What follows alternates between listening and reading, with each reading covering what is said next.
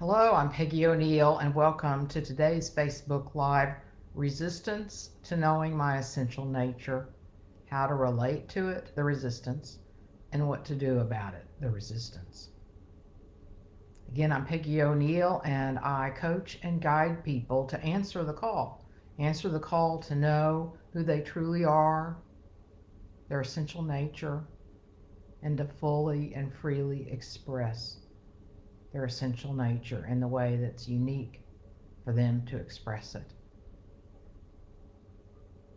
and to align our lives more fully and completely with the knowing of who we truly are in all of our relationships, conversations, actions, activities, organizations, the work that we do, our thoughts and feelings, so that we're totally harmonized with who it is we truly are. So welcome today. If you are here live, please put in the comments, say hi, and if you're watching this on replay, please put hashtag replay in. If you have any questions or comments today or anytime, please post them and I will get back to them. If you're here live, we will discuss them while we're on together. Hey Sharon, great. Titus, good to see you. And Sue, hello. Glad you're here too. Good to see you. Well, see that you're here. Obviously, I don't see you, but see that you're here. It's great that you're here.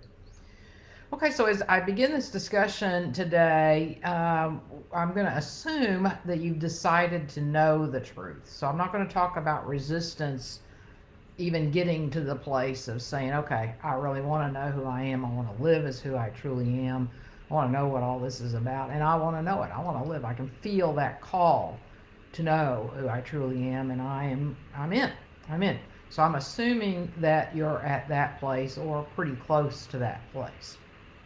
And when I talk about resistance today, because I'm talking about resistance to knowing my essential nature.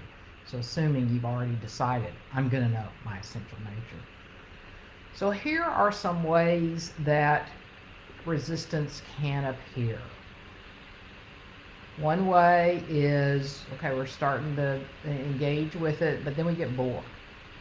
Or we get disinterested.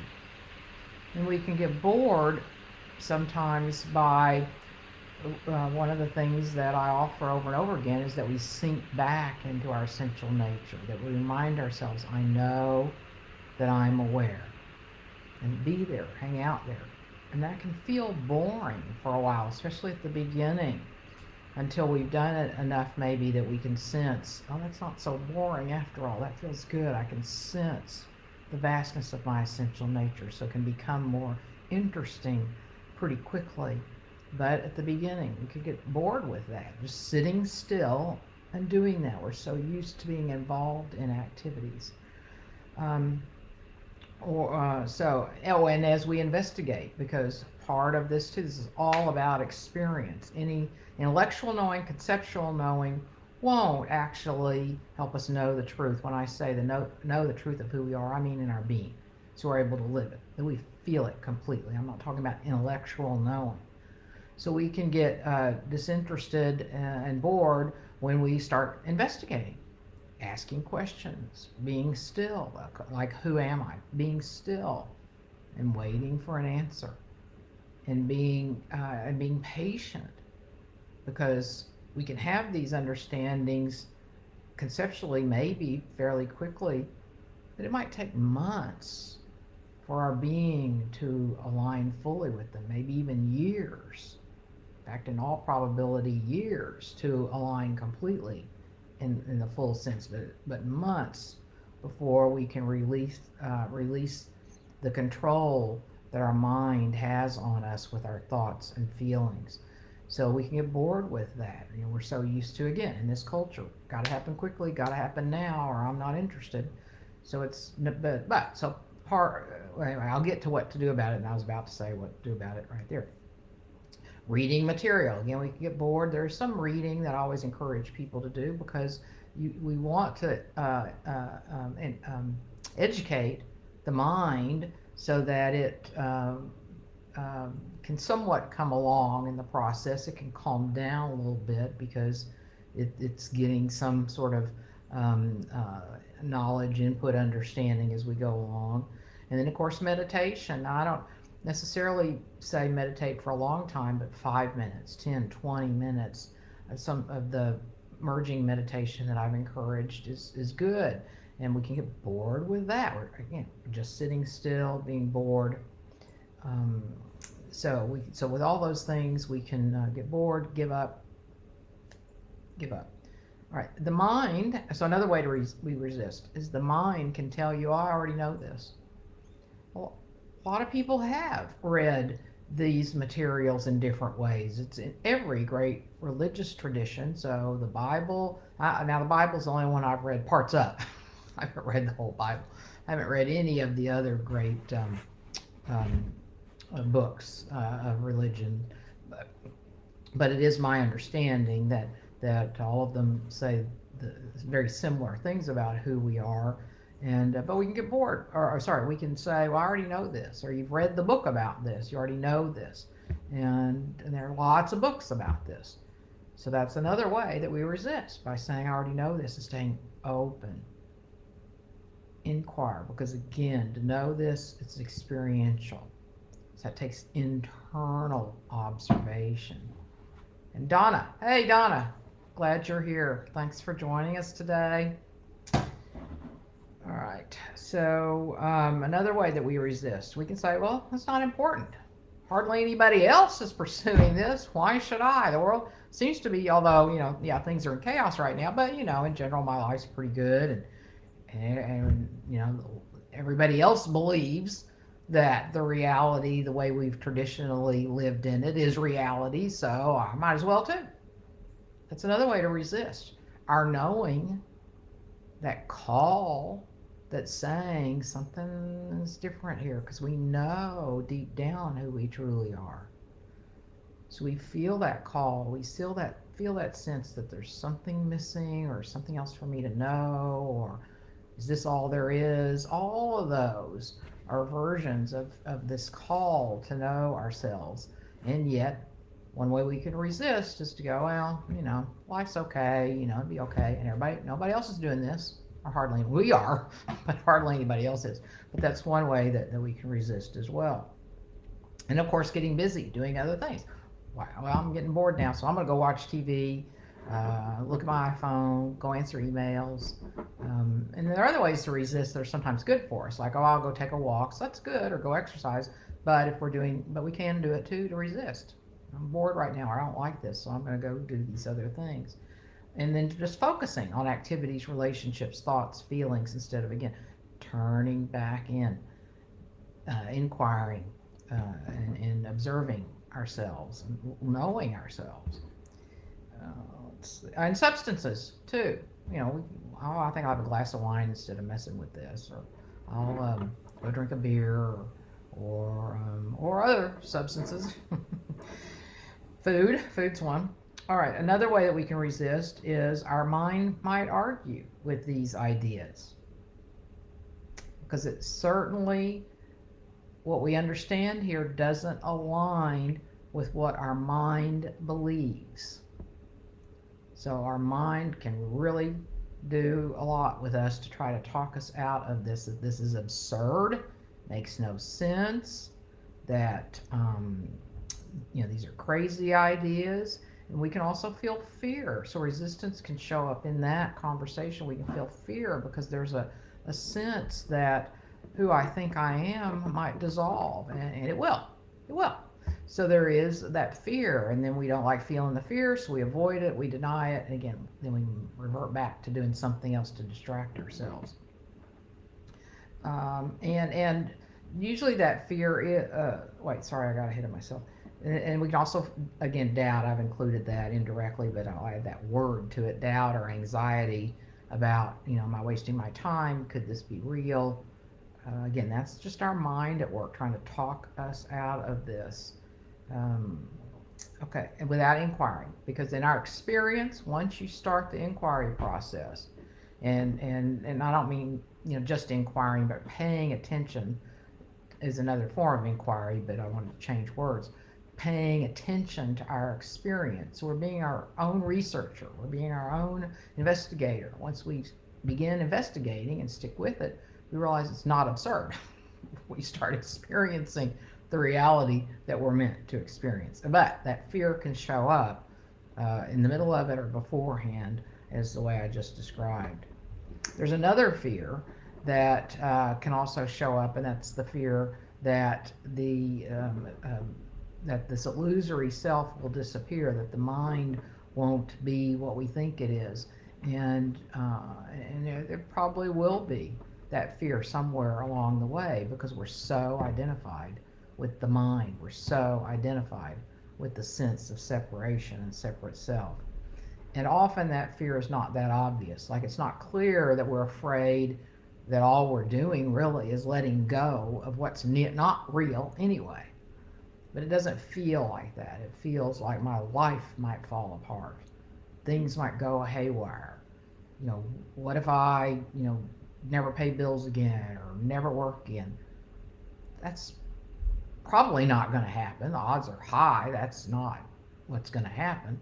But that's the sort of fear that comes up. If I really don't let my mind continue to stay in control, everything's going to fall apart.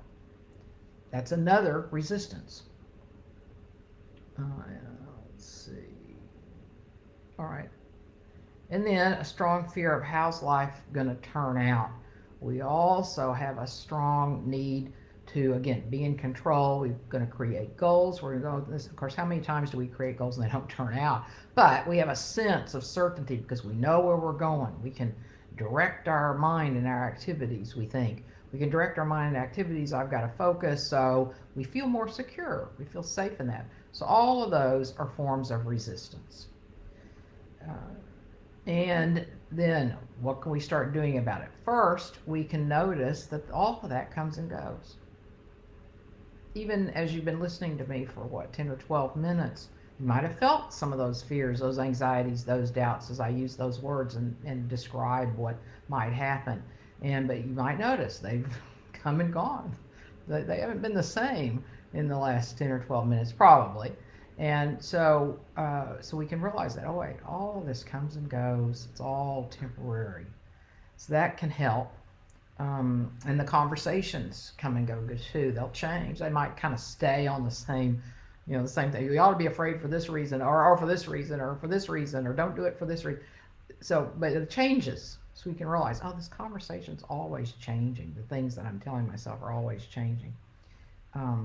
And so realizing that none of that's permanent can also help because then by realizing it's not permanent, we can relax a little bit more. All those thoughts and feelings aren't permanent. They come and go. Right? So one thing is to be aware, like I just said, and then what else can we do about it? First is just this conversation. To be aware that there probably will be resistance. That's all it is. It's a feeling to go with thoughts. So that's all it is. And so just being aware that that's going to happen, and then to remind yourself that it doesn't really mean anything. It's just what the mind is going to do to try to protect itself and actually to try to protect you. So it doesn't really mean anything. Let's see. Okay, I've got a comment from Sharon. We can resist as much as we want, but that call won't go.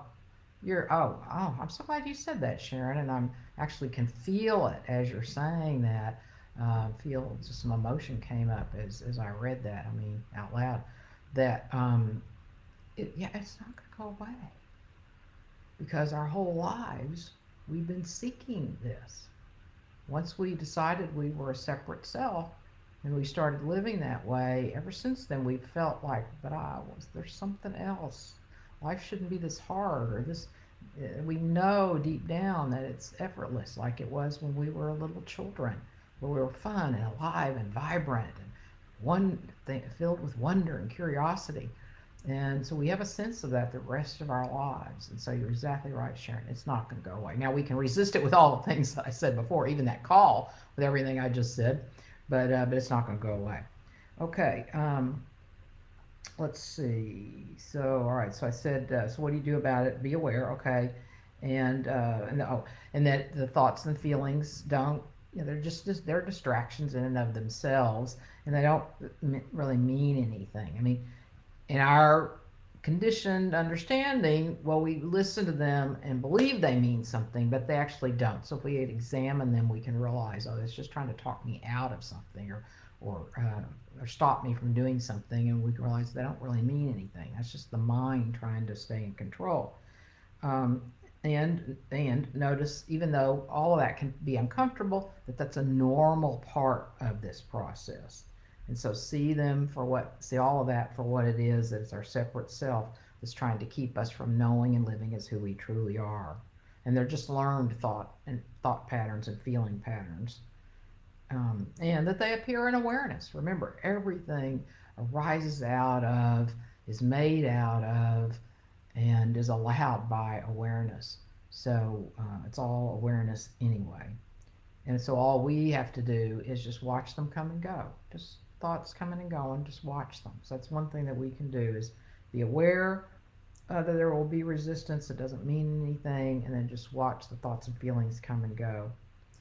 We don't need to understand them or latch on to them, the thoughts or the feelings, and also don't need to let them stop us.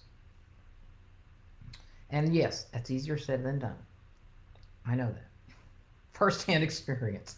Our thoughts can get really loud, especially when they think we're not paying attention to them, which we're not. And so they can get really loud. So just know that. And so it's very challenging at the beginning not to listen to them. But that's what we want to do, not listen, and just focus on, sink back into the knowing of who we are, and not let those thoughts get our attention. Now, that can take 5, 10, 20 minutes or so. If you don't, so I mean, so just know that it may not be a 1 second thing, but after a while you can do it. Like, I've been in the middle of conversations and that's starting to happen, and I quickly sink back into my essential nature. Well, I'm here with somebody, and don't focus on that, it goes away. But I've been doing it for a while, but just know that's where you can get to. um, uh, and so another thing you can do then is return to your desire, to that call, as Sharon reminded us, that sense. Return to that. Let yourself realize, wait, that's what's real, that call. Maybe read a book. I always recommend Being Aware of Being Aware by Rupert Spira, or The Greatest Secret by Rhonda Byrne. So, and even one thing about that book that I do like, it has a bunch of little paragraphs that were authored by different people. So you can just open the book to a place and read a few paragraphs, and that can help you remind yourself, this is what I'm really up to, and can help things settle down. So that could be another thing that you could do. And you can trust the call.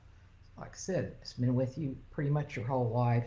Trust that, and know that that call, in its own way, not technically what I'm about to say, but it's going to encourage you. How's it encouraging you? Because it doesn't go away. It doesn't go away. And so it's you can trust it, and then you can know that also that uh, that and trust that all of this takes time. Takes time. So remind yourself that it takes time. It's not going to happen quickly, but you can trust the call, and just know it's going to take time. Let's see, I already said one thing to do, and so you want to just do this regularly, whether or not you're feeling resistance, just so that it becomes more and more your your go-to, that it comes into the foreground, and your thoughts and feelings move into the background. Is to regularly throughout the day spend a few minutes sinking into your essential nature. Okay, I know I'm aware, and I know I'm aware that I'm aware, or I know that I'm aware. Just sink into that knowing, because that's who you are. So you want to do that regularly. That helps this. And that is pretty much it, except that I will invite you to, because I do have an ongoing praxis, the Wild Ones Out in the Field, where people can now register to join this praxis, and which means it's a group of people that were committed to this, and so if you want to know more, which I hope you do, then please DM me or email me, and I'll give you more information. But that's one thing you can do. You can join the praxis for 12 weeks. So at the beginning, it's not a long-term commitment, but you do have plenty of support in all of this. and it's called The Wild Ones Out in the Field, and you get to work with other people that are dedicated to knowing who they are, so you get the benefit of them um, being dedicated, already involved, and that's just how I have it set up now. Is that people you get an orientation up front, so you feel ready to join others that are already on the path, and then you merge into that process. So, anyways, great program, great praxis, and I'll put my email in the comments. So I'd love, but that's another thing you can do that helps, of course, with resistance. You have other people that help validate what you're doing, support what you're doing, and we learn from each other. So that helps speed up the process to some extent because you're not trying to do it all on your own. And I also do one-on-one guidance with this if you prefer one-on-one. So are there any questions about anything I've said or comments?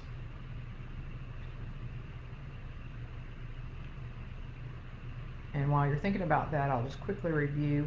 So some of the way resistance appears: boredom or disinterest, the mind telling you know this already, or it's not important. We get busy. Um, our mind argues with all of this because it's so out of the known experience, and some sort of fear can come up, fear of the future, fear of the unknown, and fear of separate self fears that it's going to not be in control anymore, and it won't. So what we can do first, notice that this is, in all probability, all of this is going to happen.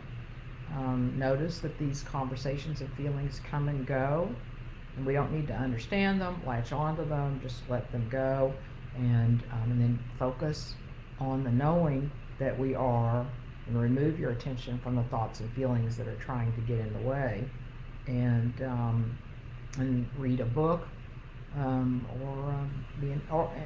of course participating here, returning to these sessions, reviewing other sessions. There are lots of them here now, so reviewing any of these sessions, reviewing any of the contemplations that I've posted. There's lots of material right here in this group to support you as well. Okay. So let's see if there's anything else.